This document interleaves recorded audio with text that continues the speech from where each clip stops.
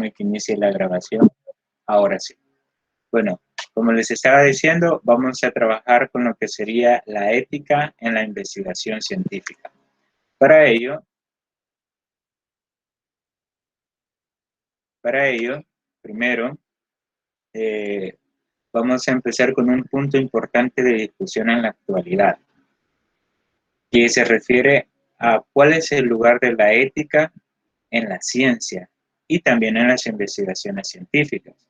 Vean, en un principio este tema se puede subdividir en dos direcciones. En la primera se hace referencia a lo que es la ética relacionada con la ciencia en sí,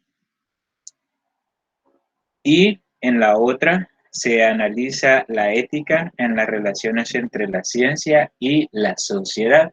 Y cuando hablamos de la ciencia y la sociedad, pues nos estamos refiriendo también a lo que sería el trabajo de la moral. Ahora bien, es importante recalcar que si vamos a hablar de la ciencia y la sociedad, necesitamos conocer dos conceptos básicos. El primero es acerca de qué es la ética. Esa pregunta es la que nos tenemos que hacer al inicio. Y en sí, ¿cómo vamos a definir a la ética? Pues la ética la vamos a definir como la rama de la filosofía que estudia la conducta humana.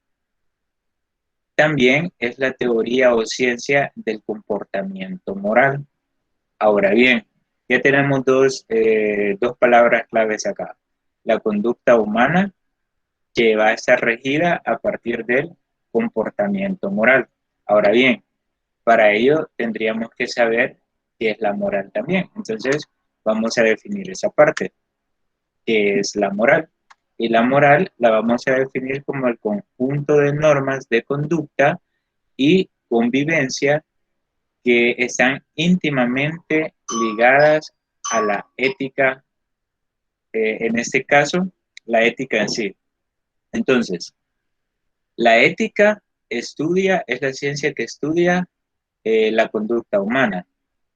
Entonces, la moral lo que viene a hacer es a darme las normas de conducta con las que se debe comportar el ser humano, y por eso nos dice que va a estar ligada íntimamente con la ética. Es decir, que para eso tengo el siguiente esquema, que si nosotros trabajamos con la ética y con la moral, ambas van a ser complementos, porque la ética prácticamente viene a ser la ciencia que estudia la conducta humana, y la moral es la que me da el insumo para ese estudio, porque la moral nos daría las normas de comportamiento y de convivencia. Entonces, significa que ambas se complementan.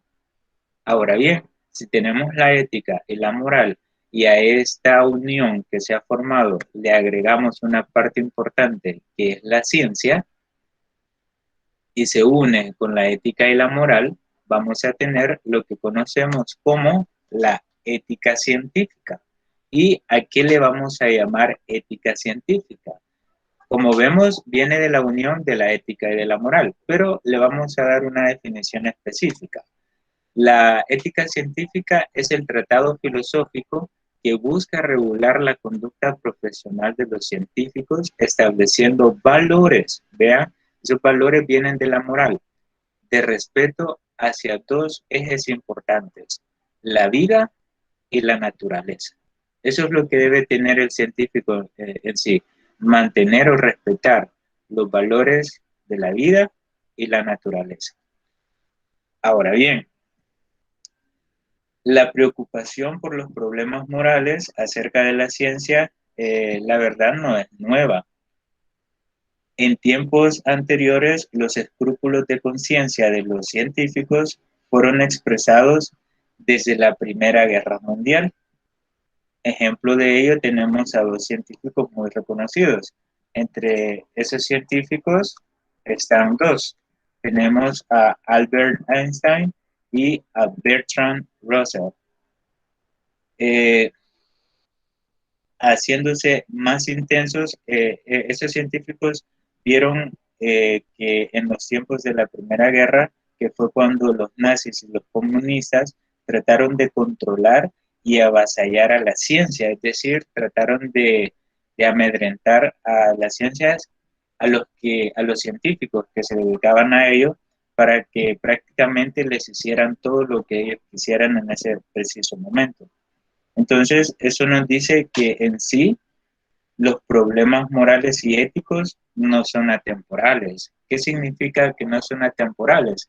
Que no son de un tiempo específico. Ahora bien, hay una gran disparidad de códigos morales, que significa que a donde sea que usted vaya, siempre se va a encontrar con normas específicas, aunque muchas coinciden entre sí. En la actualidad se están constituyendo un cierto cúmulo de ideas básicas que son aceptadas por la mayor parte de la humanidad como más o menos universales. Ya sabemos que algo universal es algo que abarca a todo el mundo. Entonces, si la mayor parte de la humanidad acepta esas ideas, entonces se convierten en universales. Como algunas ideas expresadas en las diversas declaraciones de los derechos humanos. Inclusive en aquellos tiempos, cuando empezaron la Declaración de los Derechos Humanos, parece que ustedes han estudiado eso en sociales, se expuso a la ciencia cómo había sido utilizada para el fin político, porque muchos de estos autores lo que hicieron fue prácticamente aprovecharse de los beneficios que trae consigo la ciencia para su propio eh, bien común, podríamos decir. Ahora bien, a partir de todo esto, que ya vimos que la ciencia ha sido utilizada por los agentes que rigen la sociedad, ¿se puede considerar inmoral a la ciencia? Pues en sí, para algunos sabios muy conocidos, como entre ellos tenemos a Henry Poincaré, Albert Einstein y Bertrand Russell, que ya lo habíamos visto anteriormente, ellos coinciden, perdón, fui a esta línea. Por cierto, ese va a ser un equipo. Perdón, me adelanté, presioné la tecla que no era.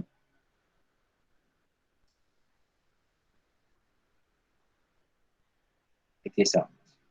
Ahí estábamos. Esos tres científicos coinciden que la ciencia no formula juicios de valor desde el punto de vista moral o ético, sino que se limita a informar sobre los hechos. Es decir, que la ciencia no establece qué es lo bueno y qué es lo malo. Lo único que hace la ciencia es limitarse a que si realiza una investigación, a dar los puntos claves de esa investigación. Ahora bien, para Pablo C. Schultz, en uno de sus artículos publicados en la revista iberoamericana de polímeros, titulado La ética en la ciencia, él nos dice algo muy importante.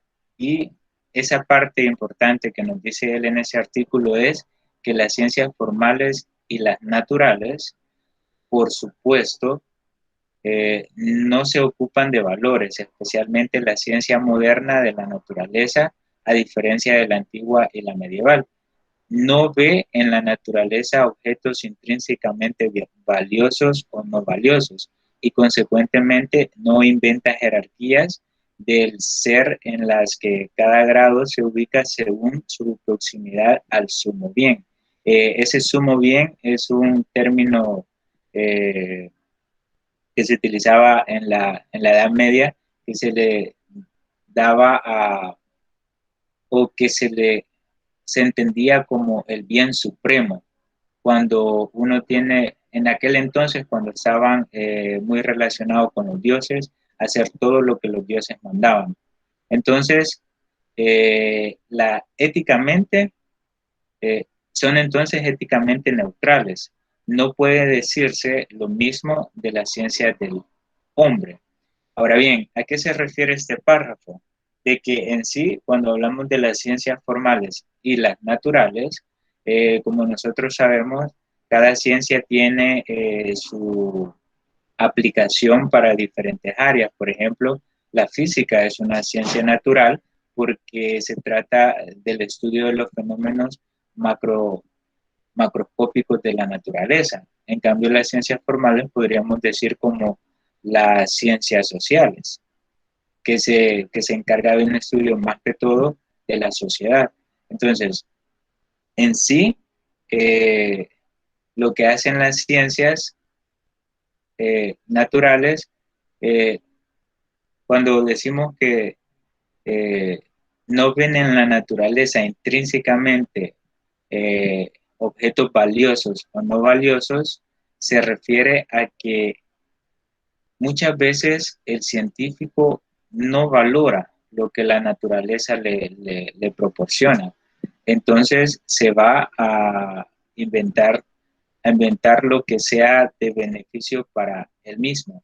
A eso se refiere. Entonces, por eso hace la aclaración de que en sí no inventa jerarquías la ciencia, sino que lo que hace es buscar el bien supremo, a eso se refiere. Entonces, de esto lo único que vamos a retomar es de que las ciencias formales y las naturales muchas veces no toman no se ocupan de los valores eh, como algo fundamental en su trabajo, cuando debería de ser lo contrario. Porque cuando hablamos de ética, estamos hablando también de la moral, y la moral son las normas que nos dicen cómo nos debemos comportar, ya sea de una forma buena o de una forma mala. A eso se refiere. Ahora bien,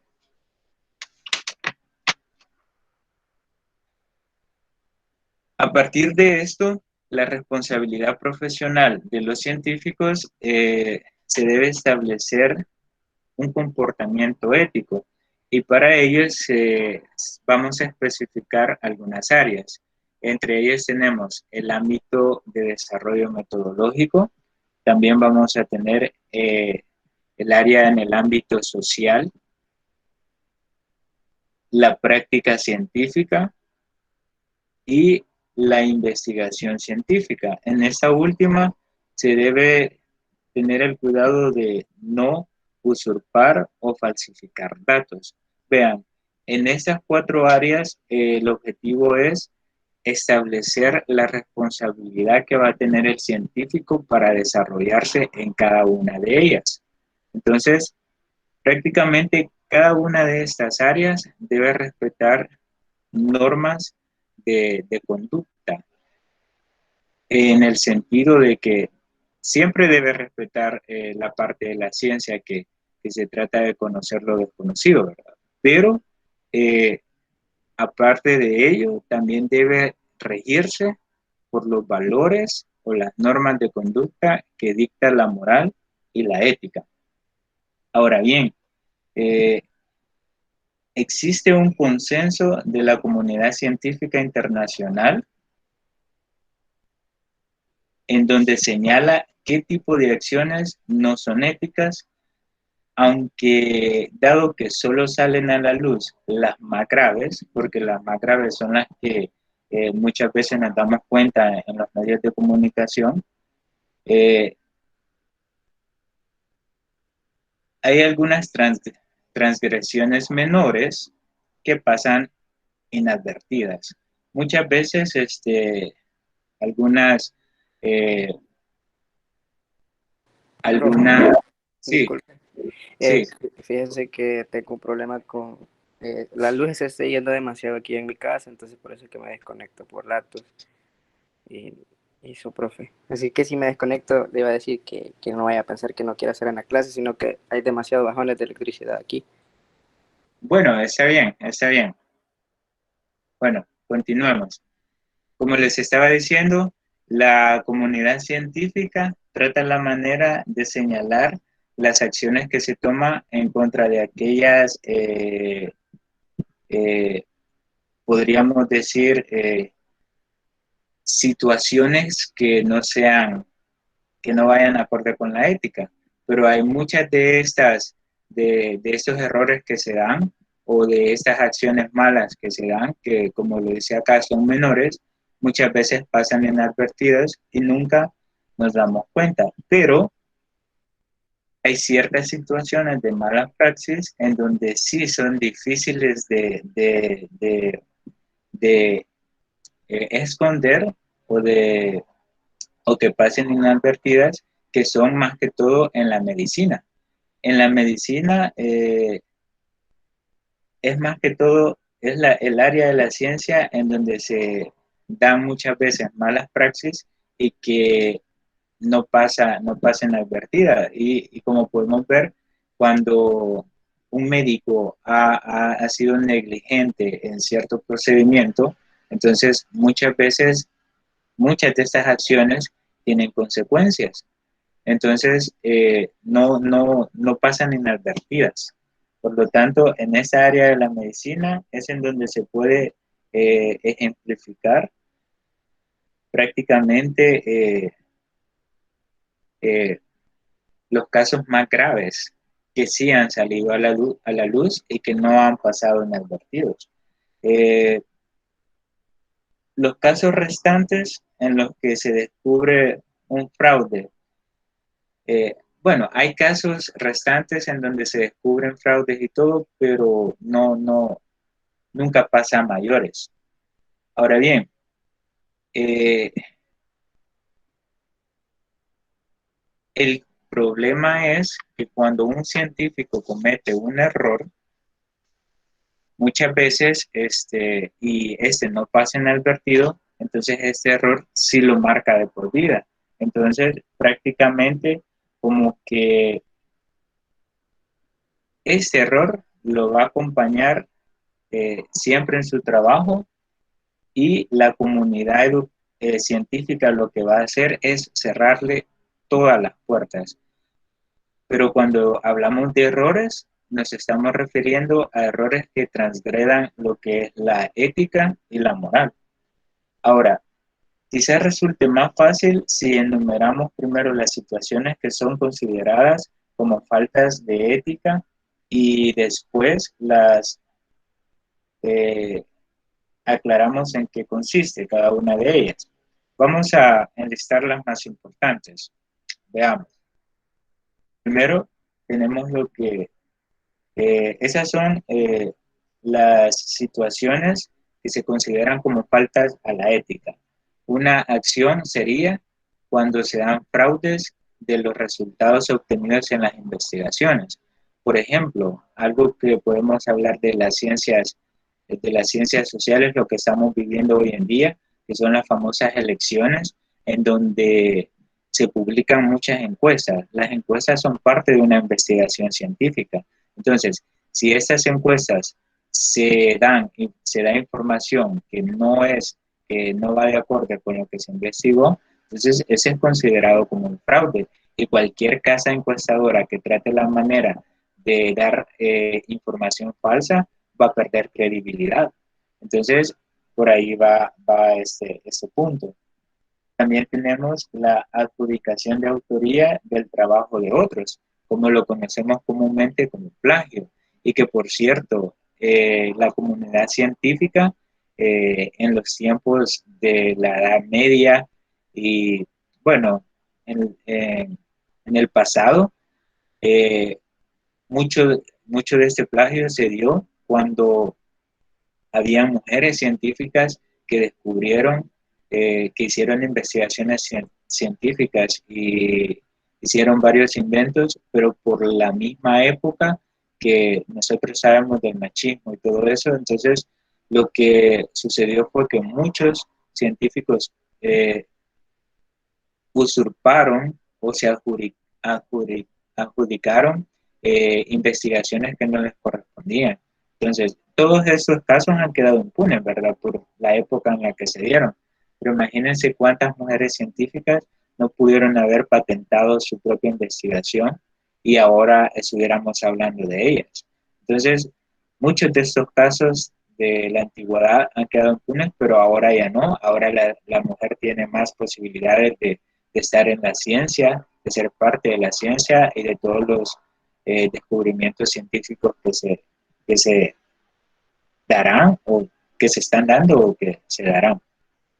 Tenemos también ignorar los trabajos pertinentes ya publicados, firmar trabajos por acuerdos, es decir, que voy a firmar ese trabajo porque tengo un acuerdo con cierta empresa o esa empresa me va a facilitar más ciertos recursos, etcétera, etcétera. Hacer firmar a personas que no tuvieron participación que lo justifique. Es decir, que una persona estén en un grupo de investigador y que una persona le diga, vaya, yo te voy a proporcionar todo el dinero, pero yo quiero ser parte de la patente de ese invento. Y cuando en realidad no le corresponde esa atribución. Así como hace mucho, ¿verdad? Cuando en aquel entonces se hacían trabajos en equipo. Vaya, nos vamos a reunir, yo voy a poner tal cosa y ustedes hagan todo lo demás. Y en realidad eso que iba a poner, ya sea el refrigerio o cualquier cosa, no tenía nada que ver con el trabajo que se estaba realizando. Entonces, situaciones como esas son las que no permite la ética dentro de la práctica científica. También tenemos utilizar la situación de ejercer de juez en la revisión por pares para sacar ventaja. Es decir, cuando ustedes, cuando se dan los premios Nobel de ciencia, ahí pues la persona que está de juez no puede estar participando con una investigación. Lo que se hace comúnmente para dar un premio, para asignar un premio Nobel, esa persona tuvo que haber realizado una investigación y los resultados de esa investigación se someten a concurso. Entonces, esta persona no puede ser juez de ese concurso si ya está participando. A eso se refiere. Y tenemos también participar en experimentos que conduzcan a la obtención de armas de guerra de cualquier naturaleza. Es decir, que un científico no puede ser parte de todos estos inventos. Si bien es cierto, fueron científicos los que crearon mucho del armamento que se tiene hoy en día, pero en sí el científico no es quien decide qué uso se le va a dar a este armamento. Y ya lo vamos a ver más adelante también, cuando se dé la ética científica en la sociedad. Por lo tanto, esas son las situaciones en donde la ciencia, en donde que son consideradas como faltas de ética científica. Ahora bien, vamos a pasar a lo que sería, como les dije anteriormente, la ética científica y la sociedad. Primero, aunque fuese aceptable que la investigación científica carece de límites, todo lo que se haga para obtener el conocimiento, los conocimientos y el uso de todos estos debe estar sometido ante el juicio ético y moral. Es decir, lo que estábamos hablando, si alguien inventa un armamento, pero esa persona solo lo inventó. Ahora, el uso que se le va a dar a ese armamento debe ser sometido a juicio ético y moral. Ahora,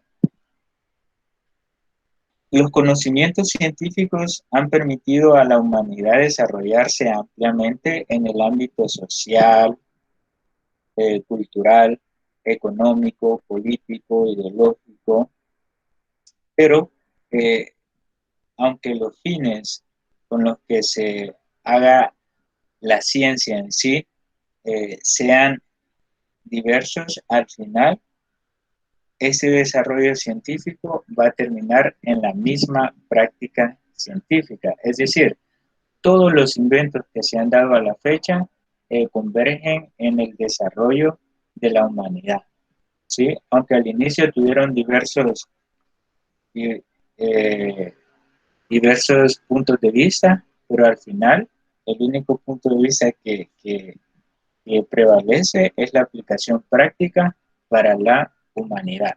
Ahora bien, vamos a hablar un poco de quién es la responsabilidad del mal uso de la ciencia y la tecnología, de lo que les estaba hablando anteriormente. Vean, cuando la investigación científica proporciona unos poderes formidables, ciertamente temibles también, a naciones y a líderes políticos falibles, como los que estamos viendo ahorita en pantalla, aparecen muchos peligros. Uno es que muchos científicos implicados pueden perder la objetividad. Como siempre, el poder tiende a corromper, de eso ya todos estamos conscientes. Y en esas circunstancias, la institución del secreto es especialmente perniciosa y los controles y equilibrio de una democracia adquieren un valor especial. ¿A qué me refiero con especialmente perniciosos? Que pueden ser perjudiciales para la democracia de dicho país o de cualquier país. Ahora bien, la ciencia se corrompe. ¿Cuándo se corrompe la ciencia? Cuando se pone al servicio de la destrucción, del privilegio, de la opresión o del dogma. En estos aspectos se va a corromper la ciencia. Ahora bien, debe recordarse que el científico es un ser humano, como cualquiera, y que está sujeto al poder corromperse. Sin embargo, a veces es injusto en los juicios que se hacen sobre los mismos científicos, puesto que todas las personas, no necesariamente solo los científicos, pueden ser determinantes en el uso de la ciencia y la tecnología, ya sea para bien o para mal. Como les decía, el científico crea, pero ya después depende si la persona lo ocupa para bien o para mal. Es el caso de los celulares. Un científico lo creó. Ahora bien, algunos le dan un buen uso, otros lo hacen para extorsionar, otros lo hacen para eh, tráfico de pornografía, etcétera, etcétera. Entonces, en sí, el científico lo crea, pero es la persona que le da el uso a lo que ha creado el científico que decide si lo va a ocupar para el bien o para el mal.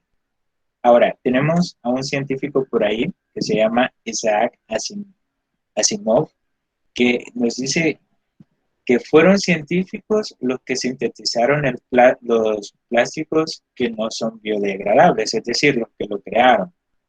También crearon gases venenosos y las sustancias tóxicas que contaminan al mundo, como tenemos ahí todas las fábricas. Ahora bien, también fueron científicos los que a mediados de 1945 se horrorizaron por las bombas atómicas y rogaron que no se utilizaran contra las ciudades y fueron los políticos y los generales los que insistieron en hacerlo y los que se salieron con la suya al final de todo. Ahora nos vamos a hacer una pregunta. ¿Cuál es la razón entonces de que un cierto número de científicos abandonara asqueado prácticamente el campo de la física nuclear que creó estas bombas y que otros tuvieran que luchar contra sus impulsos suicidas? Porque muchos científicos, cuando vieron todo lo que estaba pasando, tuvieron conflictos morales con lo que habían creado y hasta intentaron suicidarse. Mientras que hasta la fecha eh, no se ha escuchado a ningún político ni a ningún general que perdiera el sueño por todas las decisiones que han hecho. Si nos vamos a ver a los dictadores que en su tiempo provocaron todo esto, pues ellos no tienen ningún conflicto moral acerca de toda la destrucción que causaron. Entonces, ¿por qué los científicos son considerados unos malvados y los políticos y generales todo lo contrario? Si en sí, los que, como dijimos, el científico en su afán de descubrir nuevos, de descubrir conocimientos que a la larga vengan a provocar avances en las sociedades, eh, lo hacen con otro fin, no con el fin de destruir. Entonces, al final, con lo que termina concluyendo Asimov es que la actividad científica, como un acto que deben regirse por los mismos principios éticos que rigen cualquier acto humano. ¿A qué se refiere? De que nosotros, por ejemplo, que estamos en un colegio católico, sabemos qué es lo bueno y lo malo porque se nos ha inculcado así, en sus hogares se les ha inculcado así. Entonces, todo acto moral, perdón, todo acto humano que se realice sabe qué es lo bueno y qué es lo malo. Entonces, el científico o la actividad científica debe seguir ese mismo camino. Lo único que, como lo vimos anteriormente, la actividad científica establece faltas a la ética que pueden ser perjudiciales para cada científico en sí.